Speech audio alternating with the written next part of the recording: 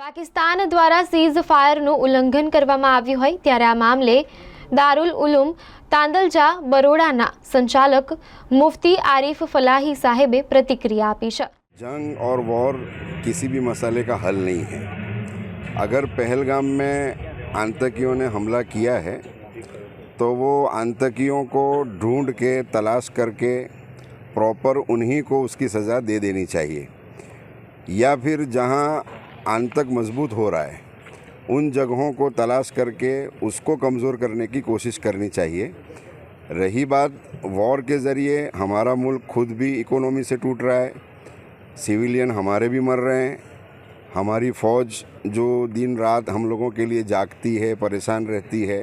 उन्हीं को कुर्बानी देनी पड़ती है। उसी तरह सामने भी यही मसला है। वेस्टर्न कल्चर का हमेशा ये मामूल रहा है कि वो इधर पूरब की तरफ के जो लोग हैं उनको आपस में लड़ाकर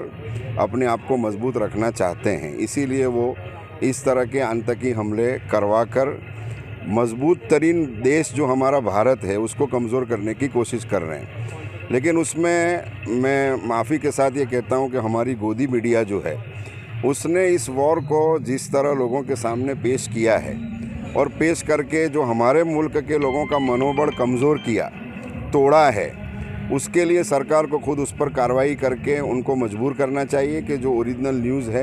वो बताएं, हमारे देश की ताकत टूटे इस तरह के न्यूज़ वायरल न करें और हमारे मुल्क में रहने वाले मुसलमानों को परेशान करने की और शक की नज़र से देखे जाने की जो कोशिशें होती है, जैसे कश्मीर में कारी इकबाल साहब करके शहीद कर दिए गए और मिसाइल आया था पड़ोस मुल्क से, शहीद हुआ हमारे देश का आदमी, वहाँ की सिक्योरिटी, वहाँ की पुलिस कह रही है कि इनके पास टेंस में कोई भी गुना छोटा भी पुलिस स्टेशन में आया नहीं है और हमारा न्यूज़ उसको पुलवामा का आतंकी बताकर साबित कर रही है। तो इससे कहीं ना कहीं 140 करोड़ में मुसलमान भी हैं। मुसलमान हमेशा देश के साथ खड़ा रहता है। जब वो ये सोचता है कि हमें शक की नज़र से देखा जा रहा है तो वो अंदर से मायूस होता चला जा रहा है। हालांकि आप अभी पूरे बड़ौदा में किसी भी हिंदू समाज की तरफ से हमारे फ़ौजी भाइयों के लिए ब्लड डोनेशन कैंप का इंतज़ाम नहीं हुआ। बड़ौदा में मौजूद एक मदरसा जिसको लोग आतंकी अड्डे के नाम से बोला करते हैं, वहीं पर मदरसे के बच्चों ने और मुस्लिम समाज ने हमारी सरहदों पर हम सब की हिफाजत के लिए लड़ने वाले जितने फ़ौजी हैं उनको इमरजेंसी अगर ब्लड की ज़रूरत पड़े तो उसको देने के लिए बड़ौदा में सबसे पहले मुस्लिम समाज ही आगे आया और वो भी उस जगह पर कर रहे हैं जिस जगह को शक की नज़र से देखा जाता है। लिहाजा हम ये चाहते हैं कि हमारी मिनिस्ट्री इसमें इन्वॉल्व हों।